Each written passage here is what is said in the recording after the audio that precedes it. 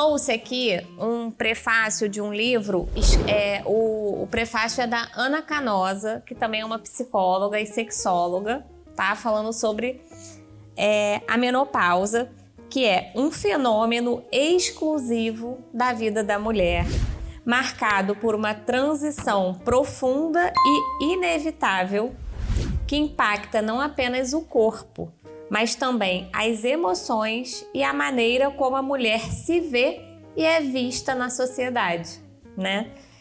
Durante muito tempo, a saúde feminina foi deixada para um segundo plano, né? E aí a gente poderia ficar aqui falando sobre vários aspectos. Então, falar sobre menopausa é algo urgente e extremamente necessário. E existe uma dicotomia, porque quando a mulher atinge a maturidade e a segurança, muitas vezes se depara com um desligamento da energia vital, né? Sente fadiga, apatia, lentidão na resposta sexual, ansiedade e inseguranças, que tornam o desfrute desse momento de vida uma coisa muito mais desafiadora, né? Quando a mulher está na plenitude, né? Às vezes da maturidade, da vida financeira, os filhos criados, podendo aproveitar, né? Com mais liberdade, vem e aí a pessoa se sente extremamente cansada, fadigada, com libido baixa. Hoje é o Dia Mundial da Menopausa, então esse encontro é super oportuno, né? E o que é a menopausa, né? A gente define menopausa como a última menstruação após 12 meses sem menstruar. Então é um diagnóstico retrospectivo. Essa menopausa, ela acontece em média por volta de 48, 50 anos, né? Se você perguntar para uma pessoa leiga, né?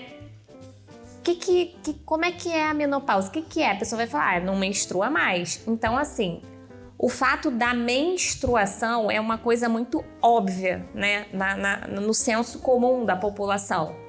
Mas qual é o problema? O que é desafiador? É que a perimenopausa, que é um período em que acontece uma bagunça hormonal, ela acontece 3 a 10 anos antes dessa parada de menstruar. É uma coisa muito mais precoce e a gente não tem um exame de sangue que a gente possa dosar e falar, olha, você está na perimenopausa. Esse diagnóstico ele é totalmente clínico.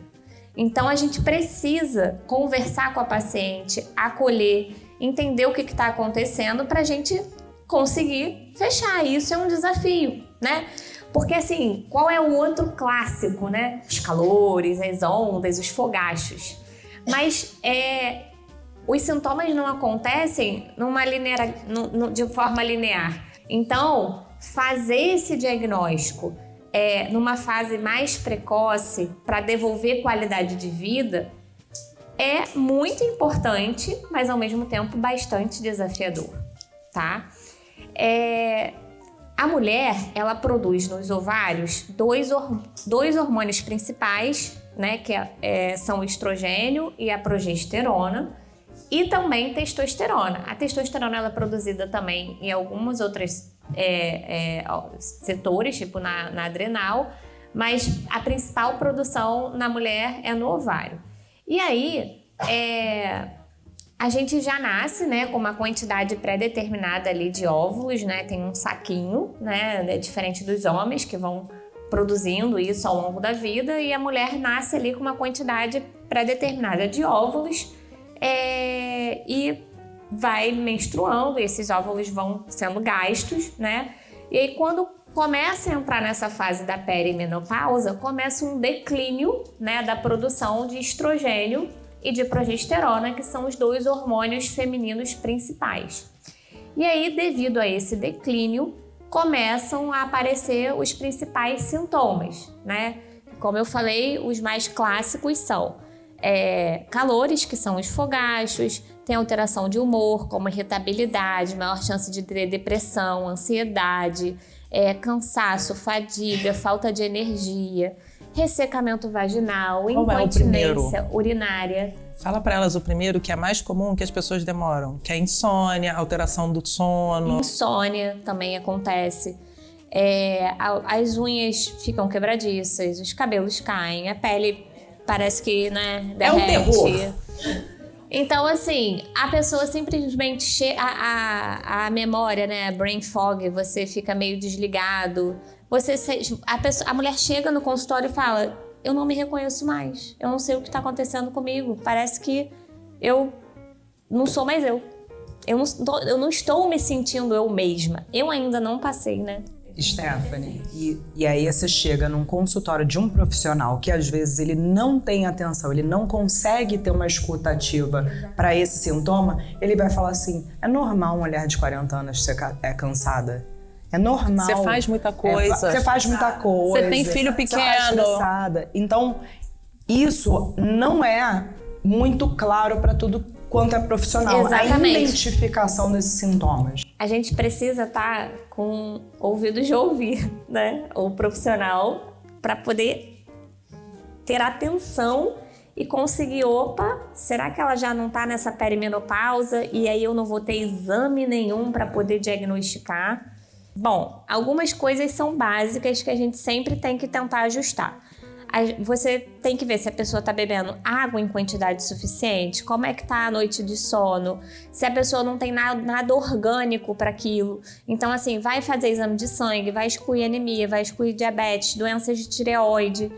E normalmente não é só uma coisa isolada, né? Você tem outros sintomas que corroboram para você pensar que aquilo ali pode ser uma perimenopausa no início. Vou te né? Posso dar um exemplo? O meu exemplo pessoal quem me conhece sabe que eu faço 1000 coisas ao mesmo tempo e giro pratinhos ao tempo todo. Eu comecei a sentir um cansaço descomunal, de chegar no final do dia a sensação de ter apanhado de vara verde, dor no corpo inteiro. Eu quebrei esse pé aqui em 2011, fiz essa tatuagem para esconder a cicatriz. E aí eu botava esse pé no chão e começava a sentir dor. Eu tava atendendo de perna cruzada, eu botava o pé no chão e sentia dor. Irradiava a perna inteira. Dor articular também é um sintoma de menopausa. Eu faço muitas coisas, então assim, de vez em quando você se confunde. Eu tinha que ir pro consultório, tava falando pra Lari, tô saindo de casa, a paciente já chegou, alguma coisa? Quando eu vi, eu tava lá no São Vicente de Paula, eu tava no hospital. Aí avisava: Lari, avisa que eu vou chegar atrasada, tá? Tô voltando, fui pro hospital.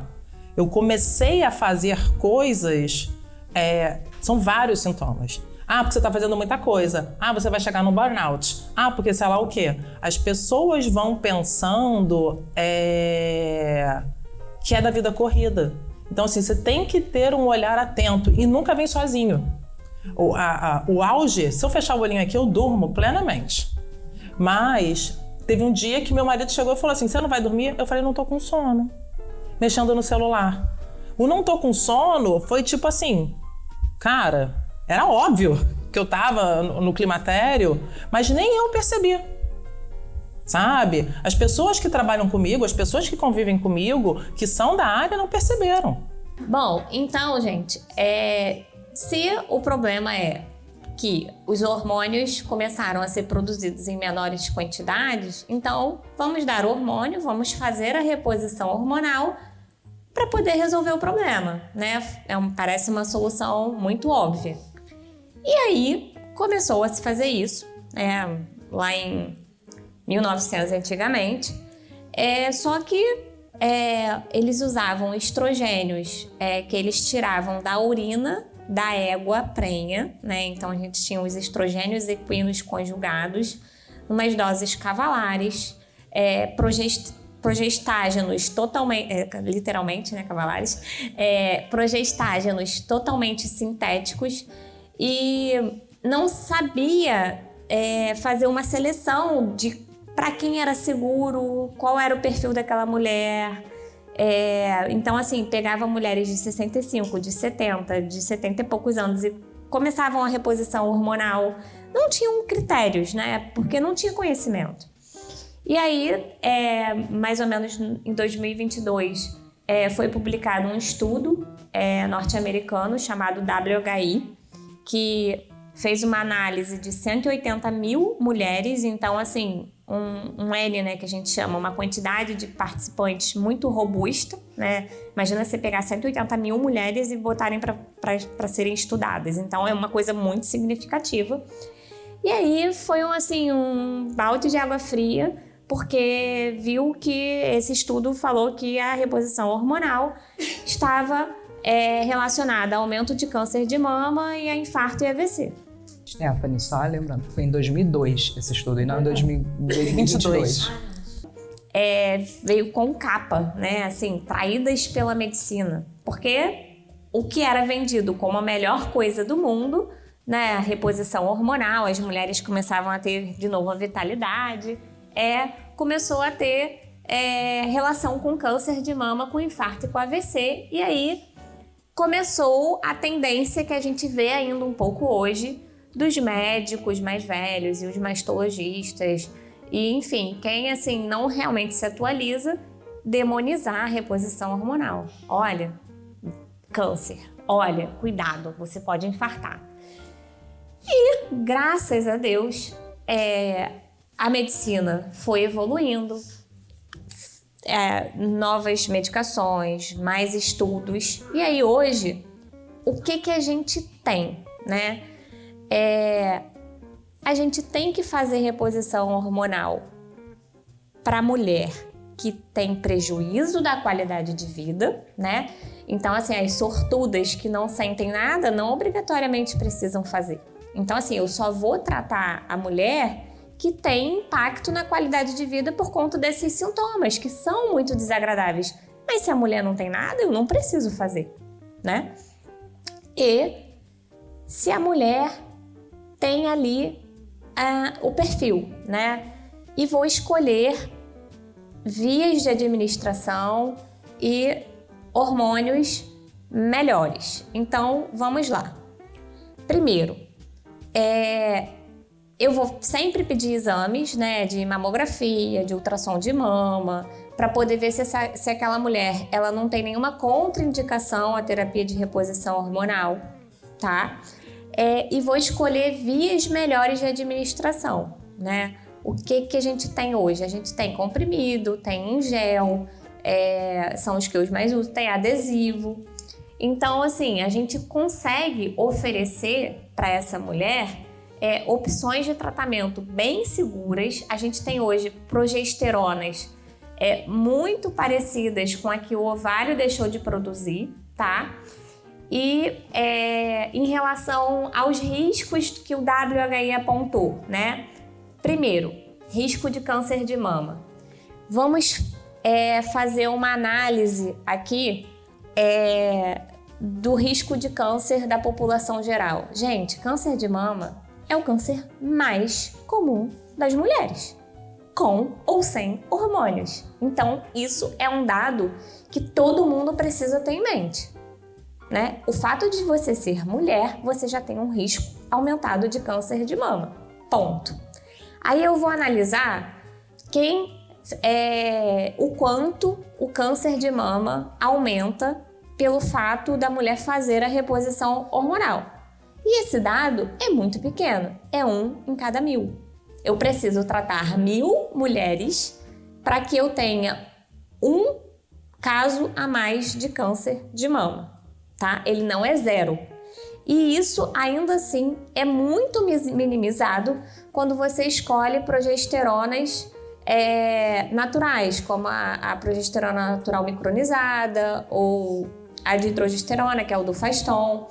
Então, assim, outra coisa que eu sempre falo... Só complementando. Obesidade. É isso que eu ia falar agora. O maior risco do câncer de mama é a obesidade. Obesidade disparado é o maior causador de câncer de mama. Sim. Então, assim, vamos lá. O que eu converso com as minhas pacientes nas consultas? Primeiro, já é um câncer muito comum. Então, assim, eu não posso te garantir que você nunca vai ter câncer de mama porque ele já é mais comum na população geral com ou sem hormônio.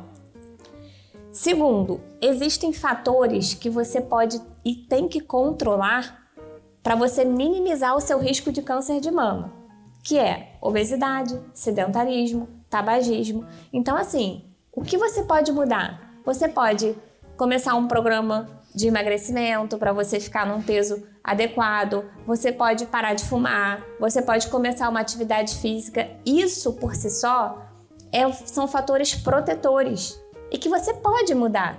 E aí você não fazer o hormônio com medo do câncer de mama, sendo que o hormônio aumenta muito pouco o risco, não faz muito sentido, né? Toda vez que a gente começa uma medicação, a gente tem que conversar e analisar risco-benefício, né? E expor isso e tomar uma decisão compartilhada, porque eu acredito muito nisso, né? Eu oriento, eu explico e a decisão é sempre compartilhada. Eu não vou obrigar ninguém a nada, então é muito por aí. E Stephanie, a sua decisão tenho certeza que é personalizada. Cada paciente Com certeza. tem um critério de indicação do que ela vai escolher, do que o profissional vai escolher. Não existe aquela terapia que é a mesma. A minha amiga está fazendo isso. Para sua amiga, às vezes, funciona maravilhosamente bem. Para você, não. O que a gente vê, às vezes, protocolos, né? Eu não sou a médica dos protocolos, né? Eu tenho tratamentos individualizados de acordo com aquela paciente, né? E, assim, no meu consultório, que é uma outra questão muito associada à menopausa, que é o acúmulo de gordura abdominal, né? O ganho de peso e o acúmulo de gordura abdominal. E aí, assim, é muito comum eu receber mulheres que falam, doutora, eu não mudei nada, eu malho, eu como igual e olha a minha barriga, eu não sei. Essa aí a gente vai entrar já. Isso. Aí a Luciana que vai falar melhor. E aí, assim, assim como eu também ofereço os tratamentos para emagrecer para ela, para ajudar de forma personalizada, eu também vou fazer isso com os hormônios, né? Eu vou ver o que é a melhor via para ela, de acordo com os exames dela, se ela é hipertensa ou não é, se ela tem dislipidemia ou não tem, se ela está acima do peso ou não. Tudo isso vai influenciar. E em relação ao outro risco que o WHI apontou, que é o risco de infarto e AVC, a gente, depois de alguns anos,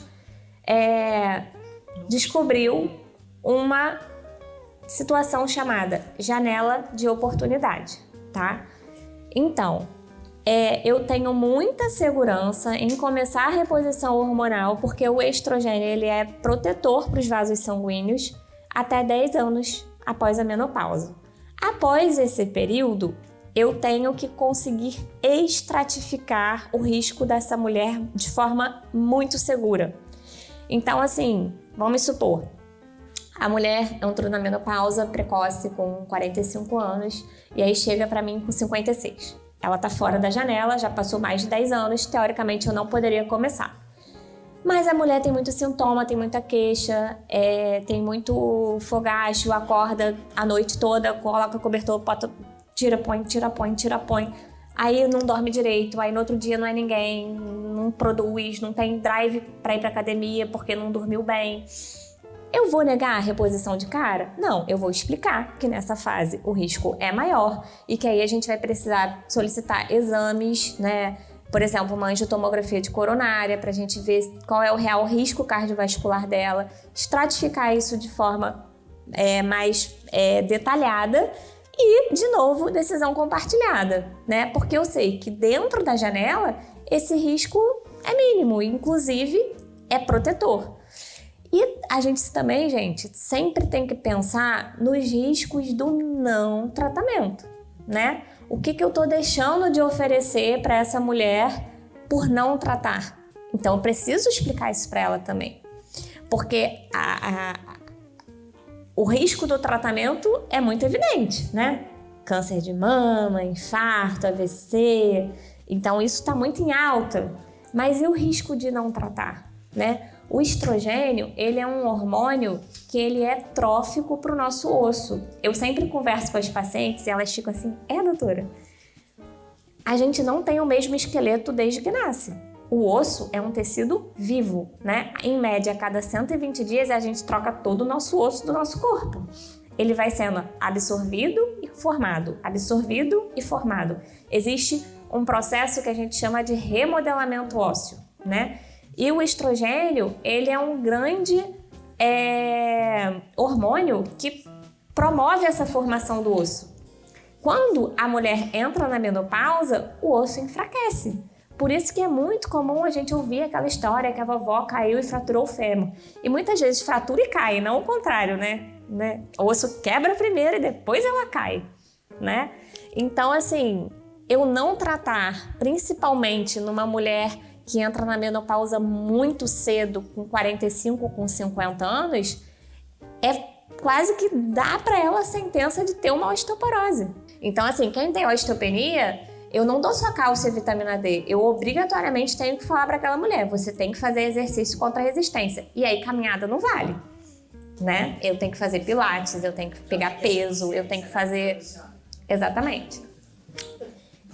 Então, assim, riscos do não tratamento. Eu aumento o risco de diabetes, porque eu também faço uma sarcopenia e o músculo, ele capta a glicose. Eu, às vezes, não dou uma oportunidade daquela mulher ter uma melhora da gordura, porque muitas vezes, quando a gente começa a reposição hormonal, a mulher consegue controlar aquela gordura, dar uma parada naquele ganho de peso inexplicável, tá? E eu aumento também o risco dela infartar e dela ter AVC, porque na janela o estrogênio, ele é protetor para os vasos sanguíneos. Então, tem um efeito antioxidante, um efeito benéfico. Então, gente, assim, e a testosterona, né? Que seria o terceiro hormônio. Eu sou de uma formação muito raiz, eu brinco assim, né?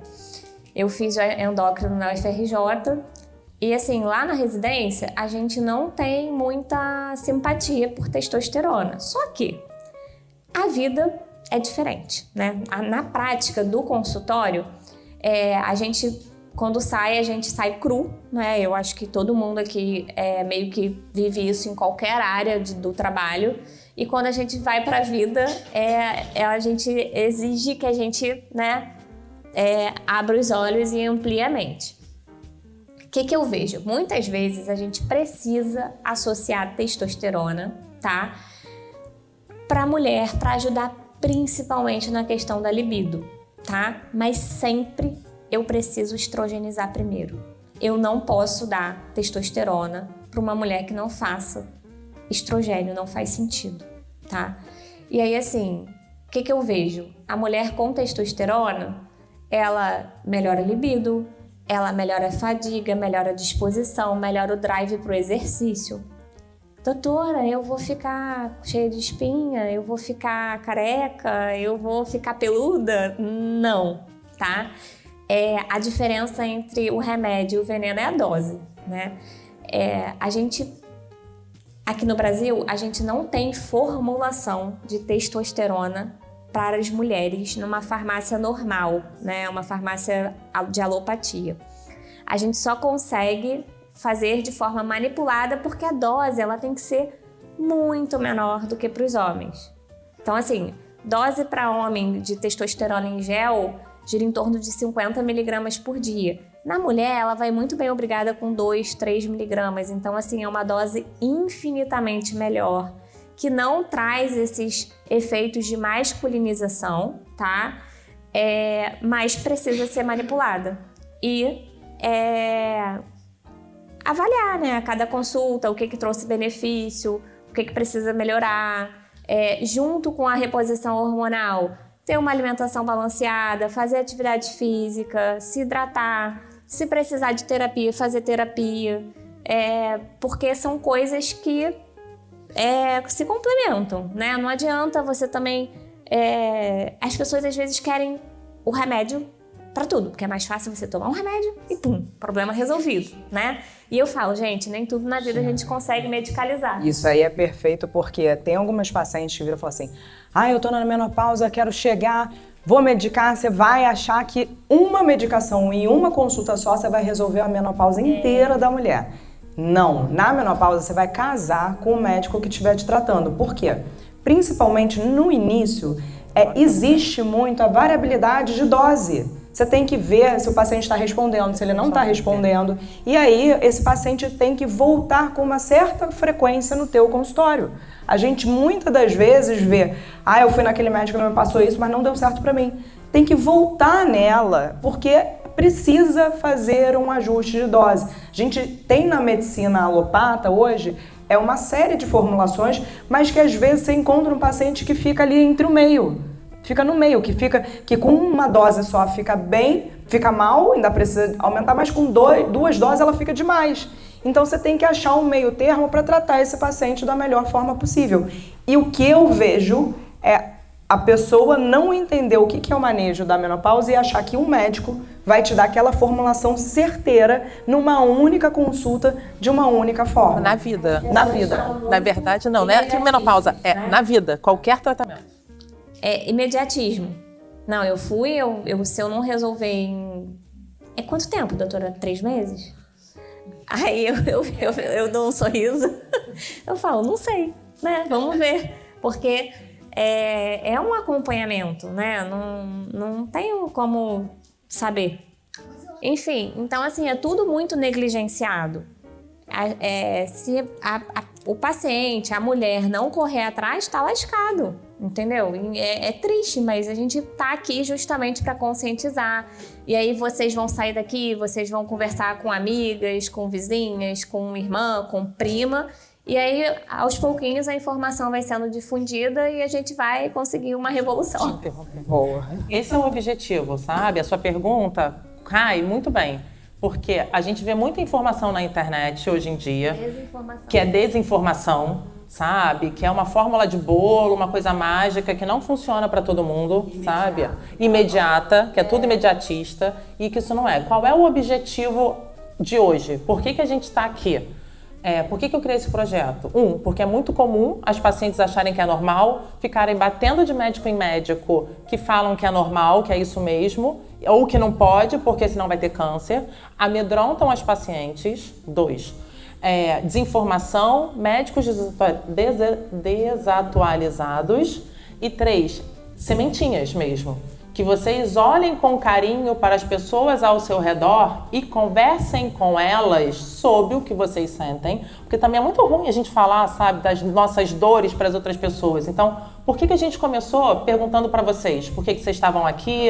O que vocês achavam? É porque para todo mundo se sentir aberto a falar das suas dores, entender o outro e poder reproduzir isso no seu dia a dia. Quando você conversar com um amigo, dizer o que você sente, o que você está passando, que ela vai se reconhecer e você pode ter certeza que aí ela vai abrir a porta para falar do dela e vai conseguir te ouvir muito melhor. Perfeito. Eu vou pegar esse gancho para tocar um pouco aqui. A primeira coisa que eu falo, independente do momento da vida na qual você esteja passando, você escuta o seu corpo? Você sabe o que o teu corpo te fala? Aí eu falo para a pessoa que, chegou lá no consultório, 20 e poucos anos, fala assim, nossa, doutora, eu quero emagrecer. Mas você escuta o que o teu corpo fala, porque ele te dá várias dicas do que você não está fazendo bem, mas você não escuta. Quando a gente chega no climatério, ele também começa a te dar sinais, só que você não escuta. Você só começa a escutar o seu corpo quando ele berra, que é a menopausa.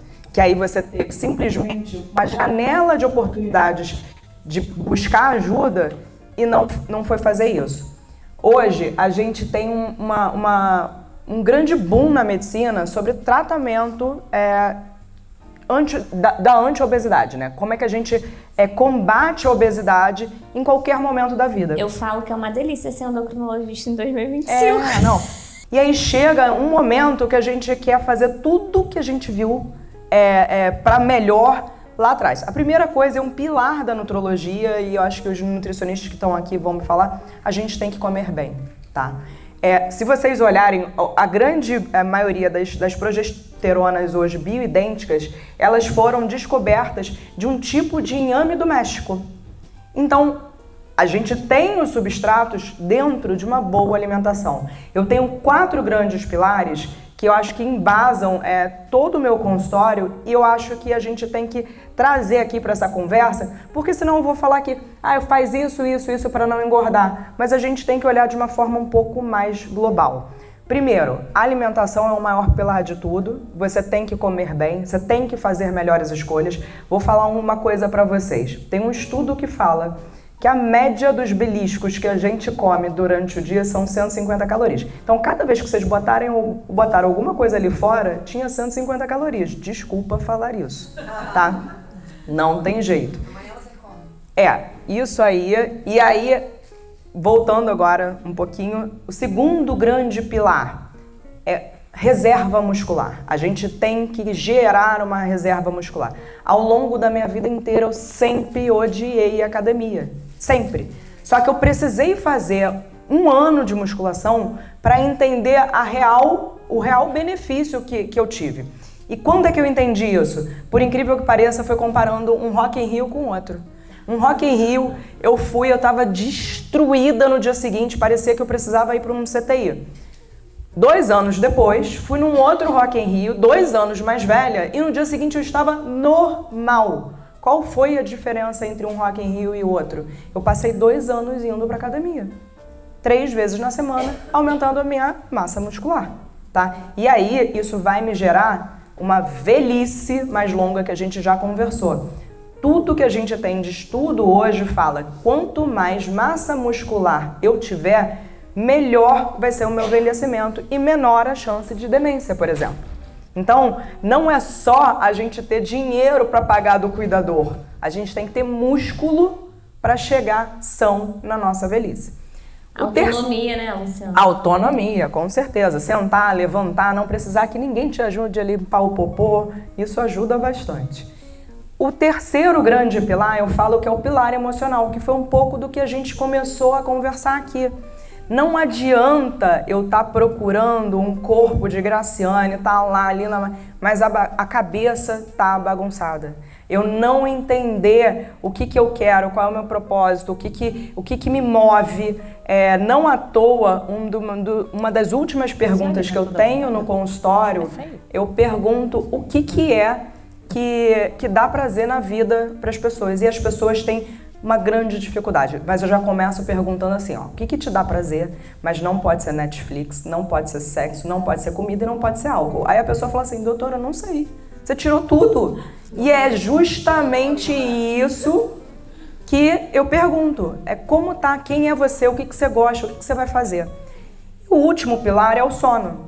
Não adianta também eu ter um sono muito ruim. O sono, ele conecta muito com esse momento da gente estar no climatério, porque ele é o primeiro sintoma de você estar começando essa transição menopausal, que você para de dormir bem, você começa a ter desconfortos, acorda mais do que o normal, até entender que isso está mudando.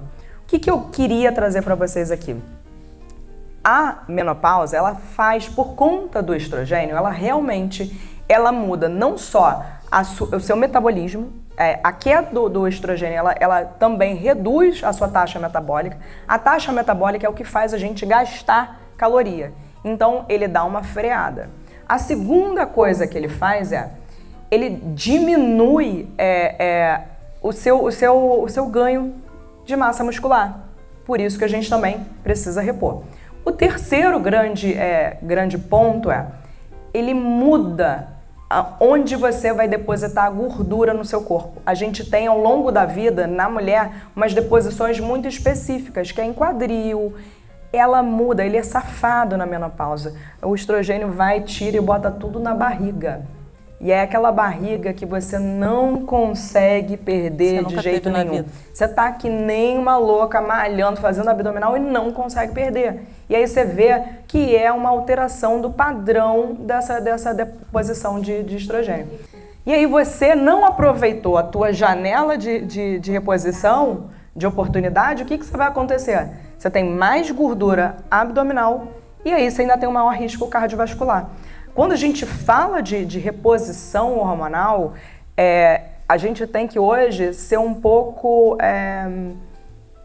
muito enfático, que é você estar tirando oportunidade de uma qualidade de vida daquela mulher. A gente tem gente com baixo conhecimento e principalmente a gente entra numa onda que assim, eu não quero hormônio, isso é de fora. Gente, eu acabei de contar para vocês que o hormônio que você vai tomar, ele vem de uma planta mexicana. Então, tem gente que fala assim, eu tô com um médico XYZ que ele me dá manipulado só fitoterápico. Meu amor, é a mesma coisa. O efeito de qualquer coisa que você está botando para dentro é você aumentar a quantidade de estrogênio que você tem. Então, por que você vai procurar alguma coisa que você não tenha a certeza do que é, ao invés de um tratamento efetivo e regulamentado? Então, a gente tem que ficar aqui atento, que a gente está na hiperinformação, mas também na hiperdesinformação. Você trazer dado de qualidade e, principalmente, acessibilidade na fala para o paciente, isso gera uma maior adesão. Ali eu falo uma coisa que eu tenho como mantra há milhões de anos. O óbvio precisa ser dito. A gente ganha gordura. A célula de gordura, ela tá ali. E a partir do momento que você ganhou aquela célula, ela simplesmente, você vai ter que batalhar com ela para o resto da vida. E como é que você vai batalhar com ela? Fazendo dieta, exercício físico. E muitas pessoas vão precisar de uma medicação anti-obesidade. Isso é uma realidade, graças a Deus, de 2025. Isso é uma evolução. Obesidade é uma doença e não é vergonha dizer que emagreceu tomando remédio, porque tem as pessoas, eu tomo remédio, eu não posso, ou senão vai lá no consultório e fala assim, mas doutora, não fala pro fulano de tal não que eu tô tomando.